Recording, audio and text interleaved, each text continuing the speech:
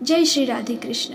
वैशाख मास महात्मा के इस 12वें अध्याय में आप श्रवण करेंगे वैशाख की अक्षय तृतीया और द्वादशी की महत्वता।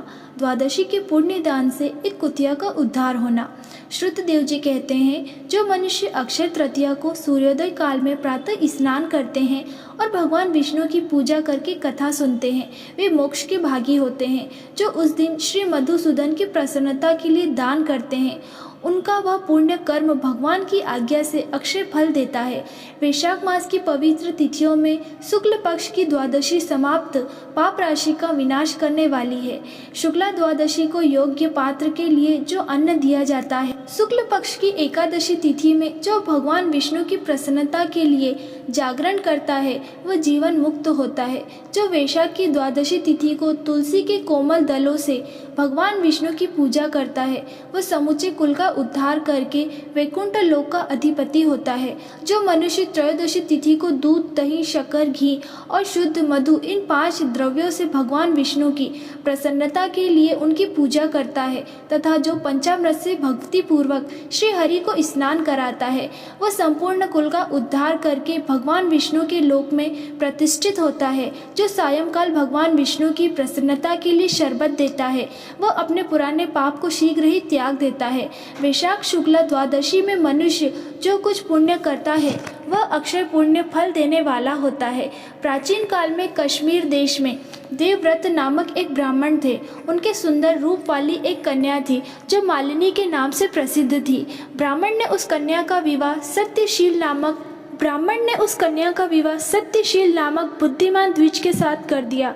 मालिनी कुमार्ग पर चलने वाली कुशंचली होकर स्वच्छंदता पूर्वक इधर उधर रहने लगी। वह केवल आभूषण धारण करने के लिए पति को जीवन चाहती थी, उसकी हितैषणी नहीं थी। उसके घर में कामकाज करने के बहाने उपपति रहा करता था। सभी जाति के मनुष्य जार के रूप में उसके यहाँ ठहरते थे। वो कभी पति की आज्ञा का पालन करने में तत्पर नहीं हुई। इसी दोष से उसके सब अंगों में कीड़े पड़ गए, जो काल, अंतक और यम की भांति उसकी हड्डियों को भी छेदने वाले थे। उन कीड़ों से उसकी नाक, जीवा और कानों का उच्छेद हो गया। स्तन और उंगलियां गल गई, उसमें पंगुता भी आ गई। इन सब क्लेशों से मृत्यु को प्राप्त होकर वह नरक की यातनाएं भोगने लगी।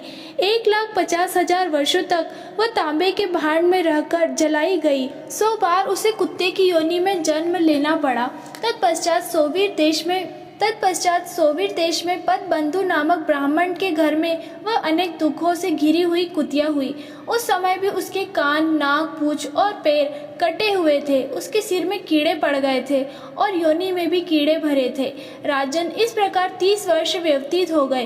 एक दिन वैशाख के शुक्ल पक्ष की द्वादशी तिथि को पदबंधु का पुत्र नदी में स्नान करके पवित्र हो भीगे वस्त्र से घर आया।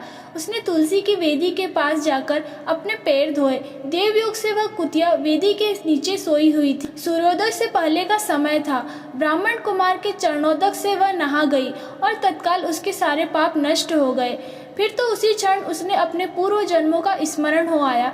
पहले के कर्मों की याद आने से वह कुतिया तपस्वी के पास जाकर दीनता पूर्वक पुकारने लगी, हे मुने, आप हमारी रक्षा कीजिए। उस पदबंधु मुनि के पुत्र से अपने पूर्व जन्म के दुराचार पूर्ण वृत्तांत सुनाए और यह भी कहा, ब्राह्मण, जो कोई भी दूसरी युवती पति के ऊपर वशीकरण का प्रयोग करती है, वह दुराचारणी मेरी ही तरह तांबे के पात्र में पकाई जाती है। पति स्वामी है, पति गुरु है और पति उत्तम देवता है। साध्वी स्त्री उस पति का अपराध करके कैसे सुख पा सकती है? पति का अपराध करने वाली स्त्री सैकड़ों बार पशु पक्षियों की योनि में और अरबों बार कीड़े की योनि में जन्म लेती है। इसलिए स्त्रियों को सदैव अपने पति की आज्ञा का पालन करना चाहिए। ब्राह्मण, आज मैं आपकी दृष्टि के सम्मुख आई हूँ। यदि आप मेरा उद्धार नहीं करेंगे तो मुझे पुनः इसी यातनापूर्ण घृणित योनि का दर्शन करना पड़ेगा। अतः विप्रवर, मुझे पापचारिणी को वैशाख शुक्ल पक्ष में अपना पुण्य प्रदान करके उबार लीजिए। आपने जो पुण्य की वृद्धि करने वाली द्वादशी की है, उसमें स्नान, दान और अन्न भोजन कराने से जो पुण्य हुआ है, उसमें मुझे दुराचारिणी का भी उद्धार हो जाएगा। महाभाग, दीन वत्सल, मुझ दुखिया के प्रति दया कीजिए। आपके स्वामी जगदीश्वर जनार्दन तीनों के रक्षक हैं, उनके भक्त भी उन्हीं के समान होते हैं। दीन वत्सल, मैं आपके दरवाजे पर रहने वाली कुतिया हूँ। मुझ दीना के प्रति दया कीजिए, मेरा उद्धार कीजिए। अंतर में मैं आप द्विजेंद्र को नमस्कार करती हूँ। उनका वचन सुनकर मुनि के पुत्र ने कहा उसका वचन सुनकर मुनि के पुत्र ने कहा, कुतिया, सब प्राणी अपने किए हुए कर्मों के ही सुख दुख रूप फल भोगते हैं। जैसे सांप को दिया हुआ शर्करा मिश्रित दूध केवल विष की वृद्धि करता है, उसी प्रकार पापी को दिया हुआ पुण्य उसके पाप में सहायक होता है। मुनि कुमार के ऐसा कहने पर कुतिया दुख में डूब गई और उसके पिता के पास जाकर आर्त स्वर से क्रदन करती हुई बोली, पदम बंधु बाबा, मैं तुम्हारे दरवाजे की कुतिया हूँ। मैंने सदा तुम्हारी जूठन खाई है, मेरी रक्षा करो, मुझे बचाओ। गृहस्थ महात्मा के घर पर जो पालतू जीव रहते हैं उनका उद्धार करना चाहिए, यह वेद वेताओं का मत है। चांडाल कौवे कुत्ते ये प्रतिदिन गृहस्थों के दिए हुए टुकड़े खाते हैं, अतः उनकी दया के पात्र हैं। जो आपने ही पाले हुए रोगादि से ग्रस्त एवं असमर्थ प्राणी का उद्धार नहीं करता वह नरक में पड़ता है, यह विद्वानों का मत है। संसार की सृष्टि करने वाले भगवान विष्णु का एक कर्ता बनाकर स्वयं ही पत्नी पुत्री आदि के व्यास से समस्त जंतुओं का पालन करते हैं, अतः अपने पोष्य वर्ग की रक्षा करनी चाहिए, यह भगवान विष्णु की आज्ञा है। दयालु होने के कारण आप मेरा उद्धार कीजिए। दुख से आतिर हुई कुतिया की यह बात सुनकर घर में बैठा हुआ मुनि पुत्र तुरंत घर से बाहर निकला।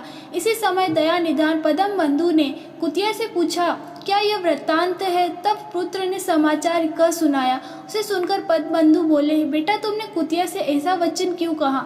साधु पुरुषों की मुंह से ऐसी बातें अच्छी नहीं लगती। वत्स देखो, सब लोग दूसरों का उपकार करने के लिए उद्यत रहते हैं। चंद्रमा, सूर्य, वायु, रात्रि, अग्नि, जल, चंदन, वृक्ष और साधु पुरुष सदा दूसरों की भलाई में लगे रहते हैं। दैत्यों को महाबली जानकर महर्षि दधीचि ने देवताओं का उपकार करने के लिए दयापूर्वक उन्हें अपने शरीर की हड्डी दे दी थी। महाभाग, पूर्व काल में राजा शिवी ने कबूतर के प्राण बचाने के लिए भूखे बाज को अपने शरीर का मांस दे दिया था। पहले इस पृथ्वी पर जीमुंत वाहन नामक राजा हो गए हैं। उन्होंने एक सर्प का प्राण बचाने के लिए महात्मा गरुड़ को अपना जीवन समर्पित कर दिया था। इसलिए विद्वान ब्राह्मण को दयालु होना चाहिए। क्या इंद्रदेव शुद्ध स्थान में ही वर्षा करते हैं, अशुद्ध स्थान में जल नहीं बरसाते? क्या चंद्रमा चांडालों के घर में प्रकाश नहीं करते? अतः बार बार प्रार्थना करने वाली इस कुतिया को मैं अपने पुण्यों से उद्धार करूंगा। इस प्रकार पुत्र की मान्यता का निराकरण करके परम बुद्धिमान पदम बंधु ने संकल्प लिया, कुतिया ले, मैंने द्वादशी का महापुण्य तुझे दे दिया। ब्राह्मण के इतना कहते ही कुतिया ने सहसा अपने प्राचीन शरीर का त्याग कर दिया और दिव्य देह धारण कर दिव्य वस्त्र आभूषण से विभूषित हो दशों दिशाओं को प्रकाशित करती हुई ब्राह्मण की आज्ञा ले स्वर्ग लोक को चली गई। वहाँ महान सुखों का उपभोग करके इस पृथ्वी पर भगवान नर नारायण के अंश से उर्वशी नाम से प्रकट हुई। यहाँ पर वैशाख मास महत्व का 12वां अध्याय समाप्त। जय श्री नारायण।